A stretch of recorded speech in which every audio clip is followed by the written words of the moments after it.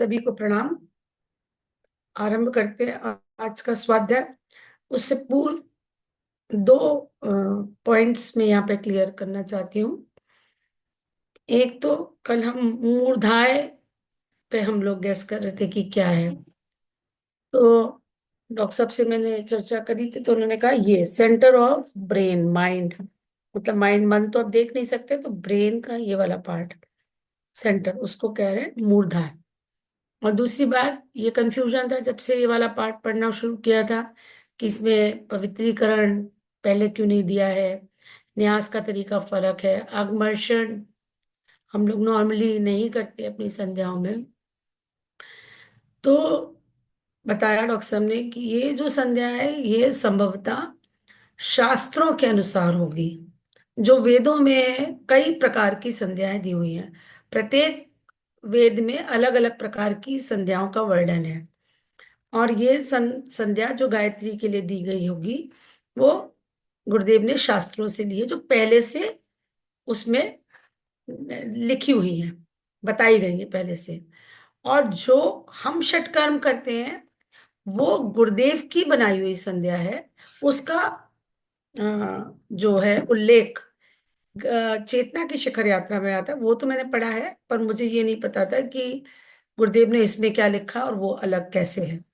तो वो जो संध्या है वो हम सब के लिए ज्यादा प्रैक्टिकल है, सुलभ है, और वो ज्यादा हमारे लिए उपयुक्त है, क्योंकि गुरुदेव ने वो अपने शिष्यों के लिए एक सिंप्लीफाइड तरीके से वो संध्या बताई है। और उस संध्या को जब उन्होंने बनाया था, तो उसको, उसकी परमिशन लेने वो सूक्ष्म लोक में विश्वामित्र ऋषि के पास गए थे, और उनकी आज्ञा से उस संध्या को उन्होंने लागू किया था। तो यहाँ ये कंफ्यूजन हम दूर करना चाहते हैं। पहली बात, मूर्धाय मतलब ये सेंटर, सेंटर ऑफ ब्रेन।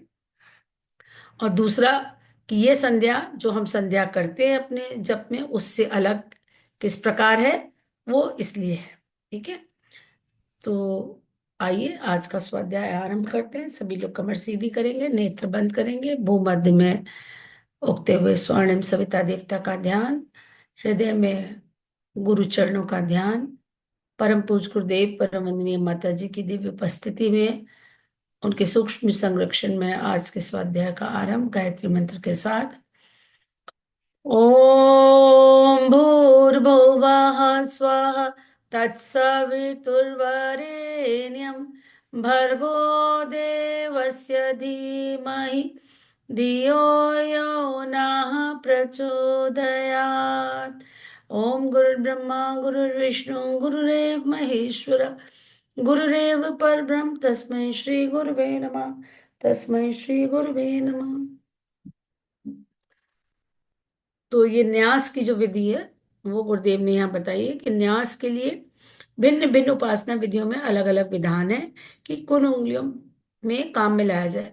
देखिए, मेन गुरुदेव ने बार बार लिखा है कि भाव, न्यास का अर्थ है जिन इंद्रियों का हम स्पर्श कर रहे हैं, उस इंद्रियों की साझेदारी हम दैवीय कार्य के लिए कर रहे हैं, उसमें दिव्य शक्तियों का को स्थापित कर रहे हैं, यानी कि उसका हम दुरुपयोग नहीं करेंगे।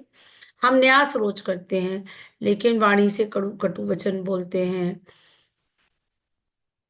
हम वाणी से ऐसी चीजें अभक्ष्य खाते हैं, नेत्रों से जो नहीं देखना चाहिए वो देखते हैं, कानों से जो नहीं सुनना चाहिए वो सुनते हैं। तो ऐसा न्यास करने से कोई लाभ नहीं है। तो यहाँ न्यास के भाव को हमको समझना है और उसको इम्प्लीमेंट करें हम डे टू डे लाइफ में। न्यास के लिए भिन्न भिन्न उपासना विधियों में अलग अलग विधान है कि किन उंगलियों को काम में लाया जाए। गायत्री की ब्रह्म संध्या में अंगूठा और अनामिका उंगली का प्रयोग प्रयोजनीय बताया गया, बल्कि जो हमारी जो पुस्तक है उसमें हम लोग पांचों उंगलियों को जल में डुबोते हैं जब न्यास करते हैं। इसमें ये मुझे लगता है वही जैसे डॉक्टर साहब कह रहे हैं, ये शास्त्रों के अनुसार दिया होगा। अंगूठा और अनामिका उंगली को मिलाकर विभिन्न अंगों का स्पर्श इस भावना से करना चाहिए कि मेरे ये अंग गायत्री शक्ति से पवित्र तथा बलवान हो रहे हैं। अंग स्पर्श के समय निम्न प्रकार मंत्रोच्चार करना चाहिए। ओम भूर्भुवः स्वः मूर्धाय तत्सवितु नेत्राभ्याम वरेण्यं कर्णाभ्याम भर्गो मुखाय देवस्य कंठाय धीमहि हृदयाय धियो यो नः नाभ्ये प्रचोदात हस्त पादाभ्याम। यह 7 अंग शरीर ब्रह्मांड के 7 लोक है। अथवा यूं कहिए कि आत्मा रूपी सविता के 7 वाहन अश्व हैं। शरीर सप्ताह के 7 दिन है। यो साधारणतः 10 इंद्रियां मानी जाती है, पर गायत्री योग के अंतर्गत 7 इंद्रियां मानी गई हैं। अब ये 7 इंद्रियों के बारे में गुरुदेव बता रहे हैं। एक मूर्धा यानी मस्तिष्क, 2 नेत्र, तीसरा कर्ण यानी कान, चौथी वाणी, मुख से 2 काम होते हैं, बोलना और स्वाद। पांचवा हृदय अंतःकरण का जो स्थान है। छठी नाभि जनेन्द्रिया। सातवीं कर्मेंद्रिया, 2 हाथ 2 पैर। इन 7ओं में अपवित्रता ना रहे, इनके द्वारा कुमार्ग को ना अपनाया जाए, अविवेक पूर्ण आचरण ना हो, इस प्रतिरोध के लिए न्यास किया जाता है। इन 7 अंगों में भगवती की 7 शक्तियां निवास करती हैं। उन्हें उपयुक्त न्यास द्वारा जागृत किया जाता है। जागृत हुई मातृकाएं अपने अपने स्थान की रक्षा करती हैं, अवांछनीय तत्वों का संहार करती हैं। इस प्रकार साधक का अंत प्रदेश ब्राह्मी शक्ति का सुदृढ़ दुर्ग बन जाता है। इन 5 कोशों का विनियोग करने के पश्चात आचमन, शिखाबंधन, प्राणायाम, अग्मर्षण, न्यास से निवृत्त होने के पश्चात गायत्री का जप ध्यान करना चाहिए। संध्या तथा जप में मंत्र उच्चार इस प्रकार करना चाहिए कि होठ हिलते रहे, शब्द उच्चारण होता रहे, पर निकट बैठा व्यक्ति उसे सुन ना सके, जिसे कहते हैं हम उपांशु जप। जप करते हुए वेद माता गायत्री का इस प्रकार ध्यान करना चाहिए, मानो वे हमारे हृदय सिंहासन पर बैठी अपनी शक्तिपूर्ण किरणों को चारों ओर बिखेर रही हैं और उससे हमारा अंत प्रदेश आलोकित हो रहा है। उस समय नेत्र अर्धोन्मीलित या बंद रहें, आधे खुले या टोटल बंद रहें। अपने हृदयाकाश में बाह्य आकाश के समान ही एक विस्तृत शून्य लोक की भावना करके उसमें सूर्य के समान ज्ञान की तेजस्वी ज्योति की कल्पना भी करते रहना चाहिए। यह ज्योति और प्रकाश गायत्री माता के ज्ञान अ, शक्ति का ही होता है। यह ज्योति और प्रकाश गायत्री माता की ज्ञान शक्ति का ही होता है, जिसका अनुभव साधक को कुछ समय की साधना के पश्चात स्पष्ट रीति से होने लगता है। इस प्रकार की साधना के फलस्वरूप श्वेत रंग की ज्योति में विभिन्न रंगों के दर्शन होते हैं।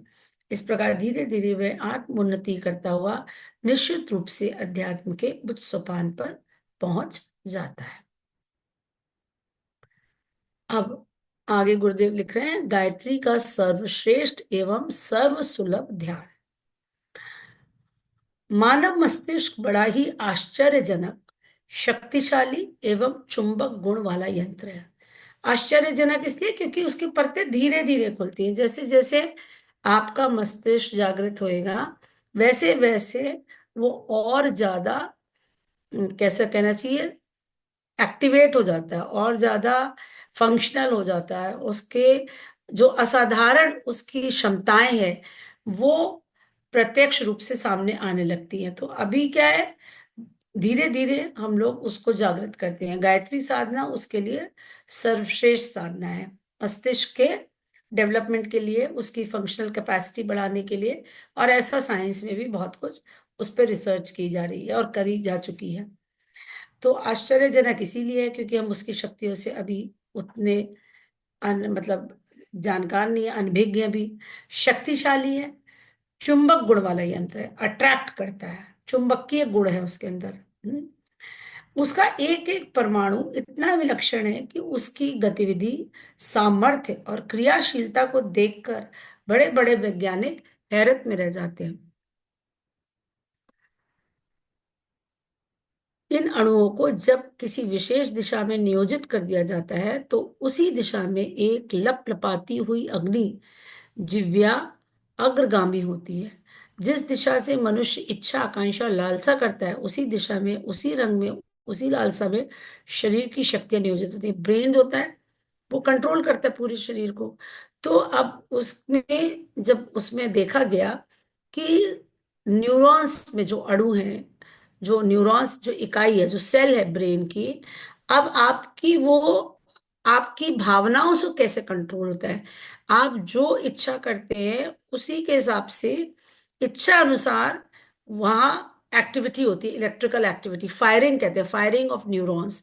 जैसे आप विचार करते हैं जिस क्षेत्र के, तो उस साइट के अनुसार वो न्यूरॉन्स फायर करते हैं, और जब आपकी समस्त इच्छाएं, संकल्प एक दिशा को निर्धारित कर लेती हैं, तो वो पूरी जो न्यूरॉन्स हैं आपके, जहां से भी इलेक्ट्रिकल एक्टिविटी फायरिंग हो रही है, वही आपकी शरीर की शक्तियों को कंट्रोल करता है। पहले भावनाएं मन में आती हैं, फिर जब उन भावनाओं पर चित्त एकाग्र हो जाता है, तब ये एकाग्रता एक चुंबक शक्ति, आकर्षण तत्व के रूप में प्रकट होती है, और अपने अभीष्ट तत्वों को अखिल आकाश में से खींच लाती है। ध्यान का यही विज्ञान है।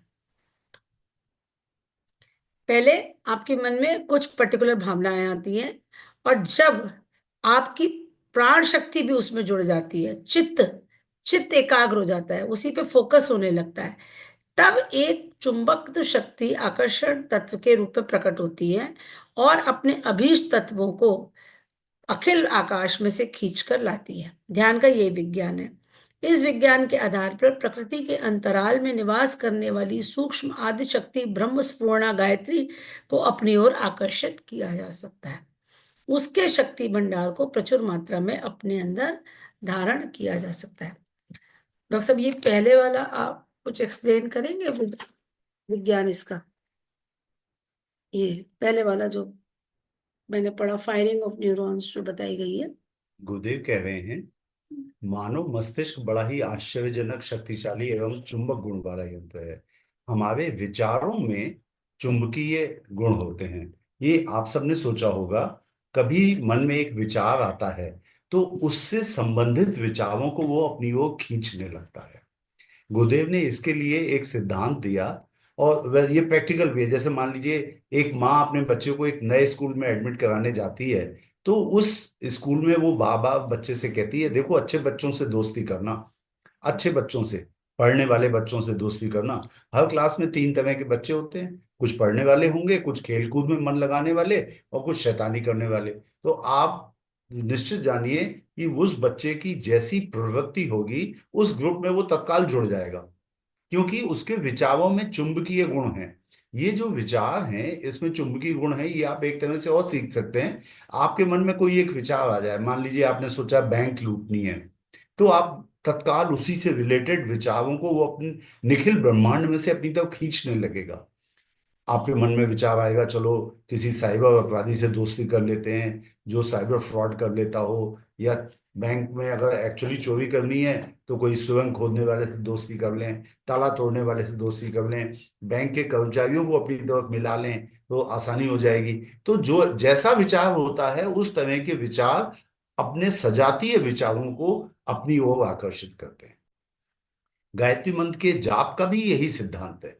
गायत्री मंत्र के जाप पर जब आप गायत्री मंत्र बोलते हैं, भले ही आप उसको मानसिक रूप से जपें, या उपांशु रूप से जपें, या वाचिक रूप से बोल करके धीमे धीमे बुदबुदा के, या आसपास बैठे लोग ना सुन पाए, या मन में करें, बिल्कुल कोई आवाज ही ना निकले, तो उपांशु, वाचिक और मानसिक तीनों में से कोई भी करें, आपके मन में जो बायो इलेक्ट्रिसिटी है, बायो इलेक्ट्रिसिटी मतलब आपके जो मन के न्यूरॉन्स हैं, आपकी जो मस्तिष्क के न्यूरॉन्स हैं, उन न्यूरॉन्स में सेल के अंदर और सेल के बाहर में पोटेंशियल डिफरेंस है, because of the different composition of ions. Brain की सेल्स के अंदर निगेटिव आयंस ज्यादा होते हैं, पॉजिटिव आयंस बाहर ज्यादा होते हैं। तो inside is negative, -70 millivolt का पोटेंशियल डिफरेंस होता है। ये पोटेंशियल डिफरेंस एक तरह की बायो इलेक्ट्रिसिटी क्रिएट करता है। आप सबको पता होगा, बिजली के दो तार आते हैं, तभी तो घर में इलेक्ट्रिक करंट आती है। तो जो दो तार आते हैं, उनके बीच में पोटेंशियल डिफरेंस है 220 वोल्ट का। हमारी कोशिका में अंदर और बाहर के बीच में पोटेंशियल डिफरेंस है -70 मिली वोल्ट का। तो ये जो पोटेंशियल डिफरेंस है, this generates an electric current which is known as bioelectricity, और यही प्राण है। ये जो बायो इलेक्ट्रिसिटी है, इसके ऊपर आपके विचार सुपर इम्पोज होकर के और निखिल ब्रह्मांड में उसी तरह से जाते हैं जैसे रेडियो स्टेशन से ब्रॉडकास्ट किया जाता है। ये हमने आप लोगों के साथ डिस्कस किया था कि जो रेडियो वेव्स होती हैं, उन वो बहुत वीक होती हैं। अगर ब्रॉडकास्टिंग स्टेशन से केवल रेडियो वेव्स का प्रसारण हो तो रेडियो वेव्स प्रत्येक पहाड़ से, ऊंची बिल्डिंग से और कहीं भी ऊंची जगहों से टकरा करके वापस लौट आएंगी, नष्ट हो दूर जा जाएगी। ही नहीं पाएंगी। इसलिए उनको सुपर इम्पोज किया जाता है। जैसे आपने पंचतंत्र की कहानियों में पढ़ा होगा कि बंदर मगर की पीठ पर बैठ करके वो नदी पार कर गया, उसी तरह से सुपर इम्पोज किया जाता है रेडियो वेव्स को इलेक्ट्रोमैग्नेटिक वेव्स के ऊपर। और ये दोनों जब सुपर इम्पोज हो जाती हैं तो फिर वो विद्युत की गति से, अर्थात वही 3 × 10⁸ मीटर्स पर सेकेंड, अर्थात 3 लाख किलोमीटर प्रति सेकंड की गति से, तब ये वेव्स निखिल अंतरिक्ष में, संपूर्ण ब्रह्मांड में चली जाती हैं। और ब्रॉडकास्ट के बाद वो अर्थ के ऊपर स्ट्रेटोस्फीयर से टकराती हैं, फिर नीचे आती हैं, नीचे से रिफ्लेक्ट होती हैं, फिर स्ट्रेटोस्फीयर में जाती हैं। तो आप अगर देखें, एक अगर अर्थ का गोला देखें तो उसके ऊपर स्ट्रेटोस्फीयर से टकराती हुई वेव्स फिर वापस नीचे आई, फिर स्ट्रेटोस्फीयर की तरफ गई, फिर टकराई, और संपूर्ण ब्रह्मांड में, वो संपूर्ण पृथ्वी के चारों तरफ वो रेडियो वेव्स इलेक्ट्रिक करंट की स्पीड से फैल जाएंगी। यही बात गायत्री मंत्र के जाप के समय होती है। आपकी बायोइलेक्ट्रिसिटी के ऊपर आपके बोले गए शब्द सुपर इम्पोज होकर के समस्त सृष्टि में जाते हैं। और फिर जब वो आपके पूर्व जितने ऋषि हो चुके, ऋषि वशिष्ठ, ब्रह्मर्षि विश्वामित्र, हमारे दादा गुरुदेव, हमारे गुरुदेव, जितने ऋषि हैं सब गायत्री मंत्र का जाप करते थे। स्वयं ब्रह्मा जी ने 100 वर्ष तक गायत्री मंत्र का जाप किया, तब जाकर के उनको ये शक्ति मिली कि वो सृष्टि की रचना कर सके। तो ये सब देवता, ये सब ऋषि, सब लोग गायत्री मंत्र का जाप कर रहे हैं, जिसके कारण संपूर्ण सृष्टि में गायत्री मंत्र का सूक्ष्म में एक बहुत बड़ा विद्युत भंडार है। आपके द्वारा बोला गया एक बार का भी गायत्री मंत्र उस विद्युत भंडार से टकरा के लौटता है और अपने साथ सजातीय विचारों को, अर्थात गायत्री मंत्र के पूर्व में जपे गए विद्युत भंडार में से पुष्ट होकर के वो वापस लौटता है। तब आपको वो चेतनता प्राप्त होती है। गुरुदेव ने इसको इस तरह से बताया है कि पहली बार जब दादा गुरुदेव ने या ऋषि विश्वामित्र ने, ये ऋषि वशिष्ठ ने जब गायत्री मंत्र का जाप किया होगा तो उनको जाप करने में कठिनाइयां आई होंगी, लेकिन अब उनके द्वारा किए हुए जप के कारण सूक्ष्म में गायत्री मंत्र का बहुत बड़ा एक विद्युत भंडार जमा हुआ है। तो आपको उससे पुष्ट हुए विचार में। लाभ मिलता है, मतलब हाँ। आपको जल्दी लाभ मिलेगा।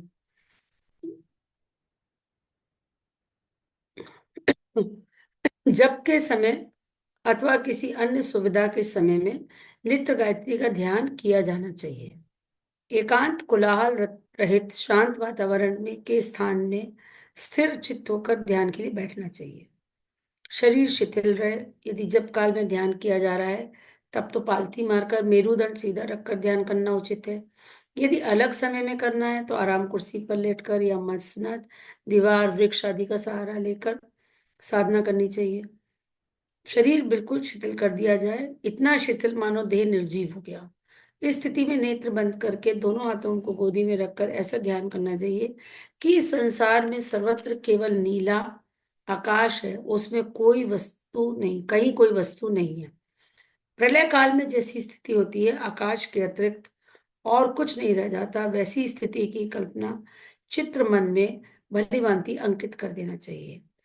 जब ये कल्पना चित्र भावना लोक में भलीभांति अंकित हो जाए सु- तो सुदूर आकाश में एक छोटे ज्योति पिंड को सूक्ष्म नेत्रों से देखना चाहिए। सूर्य के समान प्रकाशवान एक छोटे नक्षत्र के रूप में गायत्री का ध्यान करना चाहिए। यह ज्योति पिंड अधिक समय तक ध्यान रखने पर समीप आता है, बड़ा होता है और तेज प्रखर और अधिक प्रखर हो जाता है। चंद्रमा या सूर्य के मध्य में चंद्रमा या सूर्य के मध्य भाग में ध्यान पूर्वक देखा जाए तो उसमें काले काले धब्बे दिखाई पड़ते हैं। इसी प्रकार उस गायत्री तेज पिंड में ध्यान पूर्वक देखने से आरंभ में भगवती गायत्री की धुंधली सी प्रतिमा दृष्टिगोचर होती है। धीरे धीरे ध्यान करने वाले को यह मूर्ति अधिक स्पष्ट, अधिक स्वच्छ, अधिक चैतन्य, हंसती, बोलती, चेष्टा करती, संकेत करती तथा भाव प्रकट करती हुई दिखाई पड़ती है। हमारी इस गायत्री महाविज्ञान पुस्तक के आरंभ में भगवती गायत्री का एक चित्र दिया हुआ है। उस चित्र का ध्यान आरंभ करने से पूर्व कई बार बड़े प्रेम से, गौर से, भली भांति अंग प्रत्यंगों का निरीक्षण करके उस मूर्ति को मन क्षेत्र में इस प्रकार बैठाना चाहिए कि ज्योति पिंड में ठीक वैसी ही प्रतिमा की झांकी होने लगे। थोड़े दिनों में ये तेजोमंडल से आविष्ठित भगवती गायत्री की छवि अत्यंत सुंदर, अत्यंत हृदयग्राही रूप में ध्यान अवस्था में दृष्टिगोचर होने लगती है। जैसे सूर्य की किरणें धूप में बैठे हुए मनुष्य के ऊपर पड़ती हैं, वह किरणों की उष्णता को प्रत्यक्ष अनुभव करता है, वैसे ही यह ज्योतिपिंड जब समीप आने लगता है तो ऐसा अनुभव होता है मानो कोई दिव्य प्रकाश अपने मस्तिष्क में अंतःकरण और शरीर के रोम रोम में प्रवेश करने के अपना अधिकार जमा रहा है। जैसे अग्नि में पड़ने से लोहा भी धीरे धीरे गर्म और लाल रंग का अग्निवर्ण हो जाता है, वैसे ही जब गायत्री माता के तेज को ध्यानावस्था में साधक अपने अंदर धारण करता है तो वही सच्चिदानंद स्वरूप ऋषि कल्प होकर ब्रह्म तेज से झिलमिल लगता है। उसे अपने संपूर्ण शरीर तप्त स्वर्ण की भांति रक्तवर्ण अनुभव होने लगता, उसे अपना संपूर्ण शरीर तप्त स्वर्ण की भांति रक्तवर्ण अनुभव होता है और अंतःकरण में एक अलौकिक दिव्य स्वरूप का प्रकाश सूर्य के समान प्रकाशित हुआ दिखता है। इस तेज संस्थान में आत्मा के ऊपर चढ़े हुए अपने कलुष कषाय जल जलकर भस्म हो जाते हैं और साधक अपने को ब्रह्म स्वरूप निर्मल, निर्भय, निष्पाप, निरासक्त अनुभव करता है। गुरुदेव ने सिंपल सा तरीका बताया है कि जब आप ध्यान करें, जब आप जप के समय ध्यान कर रहे हैं तो तालती पालती मार करके करें, और अगर आप बिना जप के अलग से ध्यान कर रहे हैं तो आप टांगे को फैला सकते हैं, आराम कुर्सी पे बैठ सकते हैं, सहारा ले सकते हैं और शरीर को ढीला छोड़ दें। सिंपल सा ध्यान करना है। आप ध्यान करें कि कहीं कुछ नहीं है, निखिल आकाश में दूर से एक ज्योति पिंड आ रहा है। वो धीरे धीरे धीरे ध्यान की गहराई में जब जाएंगे या प्रैक्टिस होगी तो वो पास आता जाएगा, और उस ज्योति पिंड के मध्य में गायत्री माता का वही चित्र जो हम लोग अपने ब्रह्म स्थापना चित्र में देखते हैं, गायत्री महाविज्ञान पे छपा हुआ वही एक चित्र गुरुदेव ने दिया है ध्यान के लिए, उसको देखना चाहिए। धीरे धीरे उस ज्योति पिंड की ऊष्मा को आप अपने शरीरों में, मन में, अंतःकरण में सब में महसूस करेंगे और धीरे धीरे आपको ऐसा लगेगा कि जैसे आपका पूरा शरीर तप करके रक्त वर्ण का हो गया है ना। उसमें ऊर्जा भी महसूस होएगी, ऊष्मा भी महसूस होएगी। ये धीरे धीरे प्रैक्टिस का है विषय है। इस तेज धारण ध्यान में कई बार रंग बिरंगे प्रकाश दिखाई पड़ते हैं। कई बार प्रकाश में छोटे मोटे रंग बिरंगे तारा प्रकट होते हैं, जगमगाते और छिपते दिखाई पड़ते हैं। ये एक दिशा से दूसरी दिशा की ओर चलते हैं तथा उल्टे वापस लौट पड़ते हैं। कई बार चक्राकार एवं बाण की तरह तेज से इस दिशा में चलते हुए छोटे मोटे प्रकाश खंड दिखाई पड़ते हैं। यह सब प्रसन्नता देने वाले चिन्ह हैं। अंतरात्मे में गायत्री शक्ति की वृद्धि होने से छोटी छोटी अनेक शक्तियां एवं गुण वालियां विकसित होती है। वे ही ऐसे छोटे छोटे रंग बिरंगे प्रकाश पिंडों के रूप में परिलक्षित होते हैं। जब साधना अधिक प्रगाढ़, पुष्ट और परिपक्व हो जाती है तो मस्तिष्क के मध्य भाग हृदय स्थान पर वही गायत्री तेज स्थिर हो जाता है। यही सिद्धावस्था है। जब ये तेज प्राण बाह्य आकाश से खिंचकर जब ये तेज वह तेज बाह्य आकाश से खिंचकर अपने अंदर स्थिर हो जाता है तो ऐसी स्थिति हो जाती है जैसे अपना शरीर और गायत्री का प्राण प्राण एक ही स्थान पर सम्मिलित हो गए। भूत प्रेत का आवेश शरीर में बढ़ जाने पर मनुष्य उस प्रेतात्मा की इच्छा अनुसार काम करता है। वैसे ही गायत्री शक्ति का आधान अपने अंदर हो जाने से साधक विचार, कार्य, आचरण, मनोभाव, रुचि, इच्छा, आकांक्षा एवं ध्येय में परमार्थ प्रदान रहता है। इससे मनुष्यत्व में से पशुता घटती जाती है और देवत्व की मात्रा बढ़ती जाती है। तो कितना साइंटिफिक है। गुरुदेव ने कहा कि मनुष्य में देवत्व का उदय और धरती पर स्वर्ग का अवतरण, और देवत्व के उदय के लिए उन्होंने गायत्री की साधना बताई। और यहाँ गायत्री की साधना किस प्रकार गायत्री का तेज आपके अंदर आ जाने से न केवल छोटी मोटी शक्तियां आपको प्रदान करता है, बल्कि जब साधना परिपक्व हो जाती है, जब फलने लगती है, तो गायत्री का प्राण आपके अंदर समाहित हो जाता है, और फिर वो आपके व्यवहार में परिलक्षित होगा, आपके गुणों में परिलक्षित होएगा, आपके स्वभाव में दिखाई देने लगेगा। तब आपका काम, आपका मन, मतलब आपके चरित्र में किसी प्रकार का विरोधाभास नहीं हो सकता। आपकी भाषा में परिवर्तन आएगा, आपकी स्वभाव में सौम्यता आएगी, शालीनता आएगी, निर्मलता आएगी, आप अधिक उदार बनते चले जाएंगे। एक एक नेचुरली आपके व्यक्तित्व में आप देखेंगे कि एक, मतलब एक विजिबल डिफरेंस आप जिसे कह सकते हैं ना, जो नोटिसेबल है, वो आपके अंदर दिखाई देगा। और फिर आपका मन परमार्थ में अधिक लगेगा। फिर ऐसा नहीं है कि आज जो कंट्रोवर्सी हो रही है जिस पॉडकास्टर की, तो उसके पॉडकास्ट अगर देखें तो बहुत स्पिरिचुअल होते थे, तो एक पर्सनालिटी, लेकिन इसका मतलब अंदर से वो व्यक्ति पवित्र नहीं था। जो वो काम करता था वो दिखाता था कि मैं कितना मतलब ज्यादातर पॉडकास्ट उनके स्पिरिचुअलिटी से रिलेटेड होते थे, लेकिन अगर व्यक्तित्व में वही आध्यात्मिकता होती तो मुंह से इतने गंदे शब्द नहीं निकल सकते हैं, वो संभव ही नहीं है ना।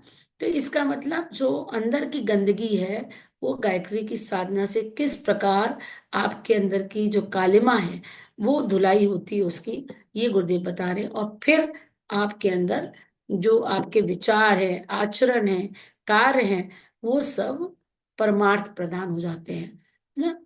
आप सेवा भावी हो जाएंगे, आप उदार हो जाएंगे, सबकी मदद करने के लिए तत्पर रहेंगे। यही देवत्व है। क्या हुआ, पशुता घट रही है, देवत्व बढ़ रहा है ना। गुणों का प्रधानता होती जा रही है, गुण आपके अंदर अपने आप स्वतः धीरे धीरे बढ़ते जाएंगे। उपयुक्त ध्यान गायत्री का ध्यान है, जो बताया गया वही सर्वोत्तम ध्यान है। जब गायत्री तेज पिंड की किरणें अपने ऊपर पड़ने की ध्यान भावना की जा रही हो, तब ये भी अनुभव करना चाहिए कि ये किरणें सद्बुद्धि, सात्विकता एवं सशक्तता को उसी प्रकार हमारे ऊपर डाल रही है जिस प्रकार की सूर्य की किरणें गर्मी तथा गतिशीलता प्रदान करती हैं। इस ध्यान से उठते ही साधक अनुभव करता है कि उसके मस्तिष्क में सद्बुद्धि, अंतःकरण में सात्विकता तथा शरीर में सक्रियता की मात्रा बढ़ गई है। यह वृद्धि यदि थोड़ी थोड़ी करके भी नित्य होती रहे तो धीरे धीरे कुछ ही समय में वे बड़ी मात्रा में एकत्रित हो जाती है, जिससे साधक ब्रह्म तेज का एक बड़ा भंडार बन जाता है। ब्रह्म तेज तो दर्शनी हुंडी है, जिसे श्रेय व प्रेय दोनों में से भी किसी बैंक में भुनाया जा सकता है। यानी कि आप भौतिक और आध्यात्मिक जिस क्षेत्र में जाए, जो, क्योंकि आप क्या कर रहे हैं, आप तो अट्रैक्ट कर रहे हैं ना, तो जो आप शक्ति तो बढ़ गई, अब वो और एनर्जी को अट्रैक्ट करेगी। अब जिस दिशा में भी आपको अपनी लगाएंगे अपने आप को, उसी दिशा में आगे बढ़ते जाएंगे। तो ये आपके ऊपर है, आप क्या चाहते हैं ना। ये तो ब्रह्म तेज है, वो ब्रह्म तेज है, वो आपके अंदर आ गया। अब आप श्रेय अप्रेय संसार में या ईश्वर की तरफ जिस तरफ बढ़ना चाहे, उसी बैंक में बुलाया जा सकता है। उसके बदले में दैवी या सांसारिक सुख, कोई भी वस्तु प्राप्त की जा सकती है। ठीक है, तो आज के लिए इतना करते हैं। कल इसको पढ़ेंगे, पापनाशक और शक्तिवर्धक तपशरण। ये स्पेसिफिक उसके लिए होंगे कि स्पेसिफिक काम के लिए हमें कौन सी, प्रयोजन के लिए कौन सी साधना करनी चाहिए। ये सबसे सिंपल जो ध्यान है वो गुरुदेव ने बताया, जिसमें हम कभी भी कैसी भी स्थिति में इसको कर सकते हैं। तो इसको हम लोग डे टू डे प्रैक्टिस में करें और उसका लाभ आप सबको मिले। इसी के साथ आज के स्वाध्याय को समाप्त करते हैं। शुभ रात्रि। ओम शांति शांति शांति।